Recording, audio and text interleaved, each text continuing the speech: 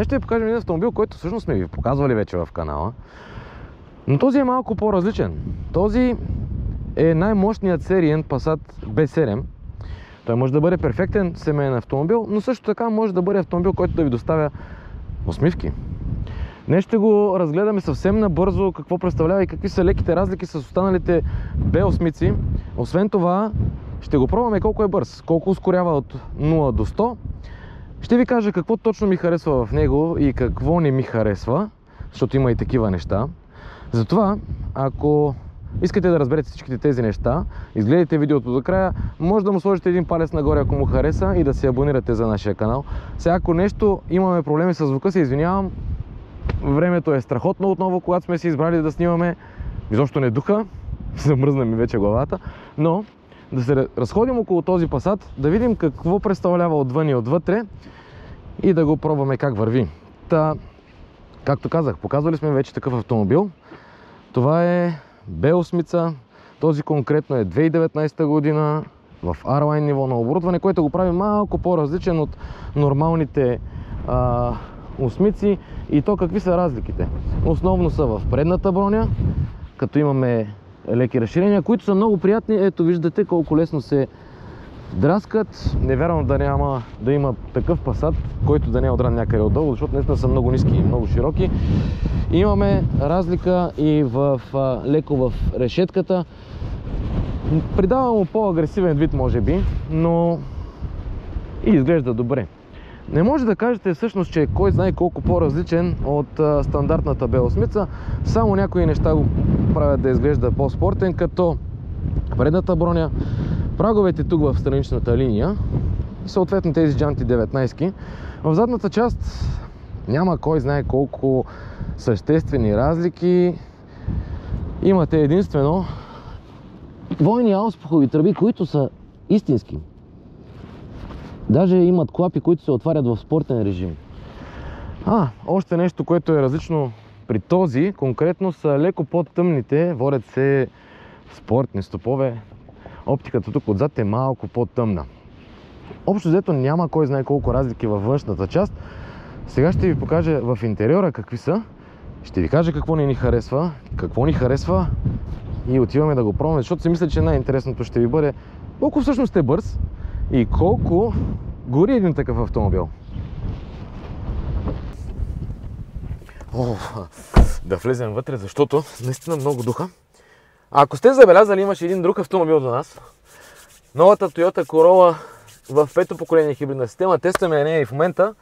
Правим 2 в 1, като скоро ще ви я покажем в някои от другите епизоди. Какво си говорихме за малките разлики на този автомобил с малко по-нормалните B8-ци. Имате леко по-спортен интериор също. Заради тези спортни R-Line седалки, R-Line волан, който на мен лично много ми харесва и много ми допада, даже повече ми харесва, отколкото в фейслифта в B8,5, защото е с физическите бутони и изглежда и по-добре. Общо взето това са основните разлики вътре. Сега, какво ми харесва в този автомобил? Харесва ми това, че въпреки че не е много претенциозен, изглежда скъпо и луксозно, защото, знаете, има хубави материали. Седалките са от хубава кожа, удобни са, особено този с ергокомфорт седалки. Имате тук настройка за крака да си издължавате, което на мен е изключително важно, за да ми поддържа крака на дълги разстояния и да не ме заболяват. Освен това е много комфортно така. Другото, което много ми харесва в този автомобил, всъщност е, че той е с два характера. Вълк в овча кожа, може би. Защото, както казах, много бърз семейен автомобил, пространство отпред, пространство отзад, 650 литра багажник. Може да си слагате каквото искате, цялото семейство се събира, няма проблем. Но обаче, ако искате да карате по-бързо и по-динамично, позволява го. Може и наистина доставя удоволствие. Още нещо, което ми харесва в него, са фаровете му. Много B8-ци имат такива, матрични LED фарове, наистина светят супер добре и са, може би, едни от най-добрите като матрични фарове. Не са на нивото на лазерните, но все пак. И другото нещо, което наистина много ми харесва и съм го пробвал и наистина работи, са асистиращите системи. Най-много ми допада Traffic Jam Assistant, който ви позволява да не правите нищо, когато сте в задръстване. Той работи с адаптивния круиз контрол, но може да го прави от 0 до около 200 км в час, което е супер. Не ви се налага да правите нищо, асистента за следене на лентите също работи. Колата буквално се движи сама, спира, тръгва и завива, което е много приятно. Но, този автомобил има и много неща, които не ми харесват. Първото от тях е разхода на гориво. В градски условия този автомобил може да бъде много жален. И то, ако го карате съвсем нормално в рамките на ограниченията. Говоря ви за разход на гориво в порядъка на 12-15 на 100. Без да му давате какъвто и да е зор. Което за 2-литров мотор, откъдето и да го погледнем, си е много. Другото, което не ми харесва, и то смея да твърдя, че там са ми най-големите забележки към тази кола, е DSG кутията. Аз ги харесвам като кутии, сменят много бързо, но тази 7-степенната не е от най-добрите според мен. Ако не е в спортен режим, е доста нервна. Когато искате ускорение, смъква бавно, зачудва се, чак тогава тръгва. За да карате нормално, за да ви е приятно този автомобил, за да няма постоянни такива лашкания, той трябва да бъде на спортен режим. Но пък когато е на спортен режим, дигаме съответно разхода. Следващото нещо, което не ми харесва, то си е при почти всички Volkswagen. Значи това е автомобил, който е в най-високото ниво на оборудване, Highline, с троен Airline пакет. Какво ще рече троен Airline пакет? С Airline пакет отвън, вътре и съответно окачването, спортно окачване, което прави автомобила реално да е малко по-нисък от стандартните. Това води до още едно нещо, което не ми допада, но то след малко. Значи, този автомобил е оборудван с топ нивото си. Но има толкова неща, които му липсват, че чак е странно. Едно от нещата, примерно, безключов достъп до автомобила. Това е автомобил, който е, пак казвам, в най-високото ниво, но за да го отключите, трябва да си извадите ключа и да натиснете копчето. Не може само да хванете и да отворите.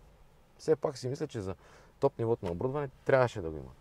И последното нещо, което не ми допада толкова много, всъщност е, че тези седалки, колкото да са комфортни, имат много сериозна странична опора, наистина държат, но при по-високи скорости, понеже са гладка кожа, много често се хлъзгате в тях и това не е особено приятно, да ви кажа честно.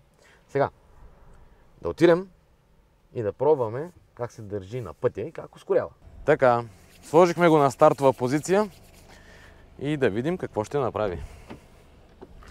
Сега, за да пуснете лънч контрола, какво трябва да направите? Понеже тази кола има лънч контрол, трябва да влезете в кар. Трябва да отидете в сетъп. Трябва да пуснете ESP или на спорт, или изключено. След това на мод. След това на спорт. Вече не работят половината системи. Давате на драйв. Натискате спирачката с левия крак. Натискате газта и задържате. Програмата Launch Control е активна. Пускате спирачката и пълна газ. –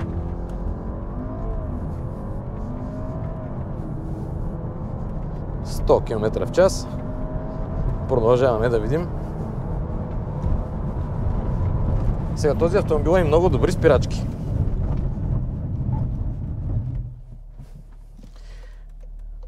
Въпреки че е с нормални дискове. 310 мм отпред и 270 отзад, спира много добре. Сега преместих си волана, за да ви е удобно да виждате цифрите. Обаче ще го върна, за да ми е удобно на мен да карам и да ви разкажа как всъщност този автомобил се държи на пътя. Нещо, което го прави малко по-различен, е, че този всъщност има един много интересен трик. Автомобил е 4x4, но основно движи предния мост. На него има и един диференциал електронен, наречен XDS, който е много наподобяващ, да не кажа почти същото, като диференциал с ограничено преплъзване, но на предния мост. Всъщност тази система може да прехвърля много сериозна мощ и на задните гуми, което пък я прави много интересна за каране. Но този диференциал помага супер добре. Виждате в завой как влиза. Освен това сме и с зимни гуми. Трябва да знаете, че когато си взимате Passat, било той и от другите нива, ако е с по-голяма джанта от 18, задължително си го вземете с адаптивното окачване, защото иначе е много друса. Този в момента е на режим спорт и наистина е доста твърд. Когато е на нормален режим, най-вероятно се вижда и на камерата, че е доста друса, но пък е стабилен и се усеща как подава мощност на задния мост, наистина. Сега, ускорението го тествахме 5,9 с зимни гуми на леко влажна настилка, но по-интересното е какво дава този автомобил като разход. В момента с това, не знам дали виждате, в момента с това каране 21,8. Продължителното време 17,6. След зареждане гориво 18,8. Принципно на дълъг път не е така. На дълъг път автомобила изразходва доста по-малко.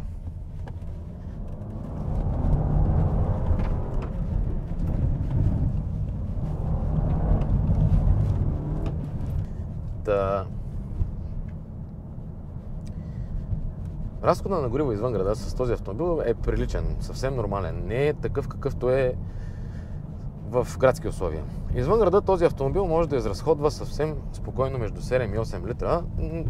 Пак е над заводските данни, които дават от Volkswagen. Те ни казват съвсем различни числа. Примерно смесен разход с този двигател 8,1. Нали? Няма как да стане. Тези числа, които видяхте преди малко тук, също са доста завишени заради теста, който правим в момента. Караме малко по-бързо. Иначе реалният разход на автомобила извън града е наистина между 7 и 8. Така че това не е кой знае какъв проблем. В градски условия е доста съществено, но пък имате динамика. И както казах, този автомобил всъщност е един слипър, защото трудно ще познаете, че може да се движи толкова бързо. Ето замисленето на кутията, за което ви говорих, което не ми харесва. Това нещо се оправя в ръчен режим, но можеше да го направите по-добре, защото сега даже сме на спортен режим. Този автомобил може да бъде забавен, може да бъде и много практичен. Така че на мен точно това в него ми харесва. Ако и на вас ви харесва, сложете един палец нагоре и се абонирайте за нашия канал. Аз съм Кирил Иванов. Вие гледате Шоурум. До следващия път.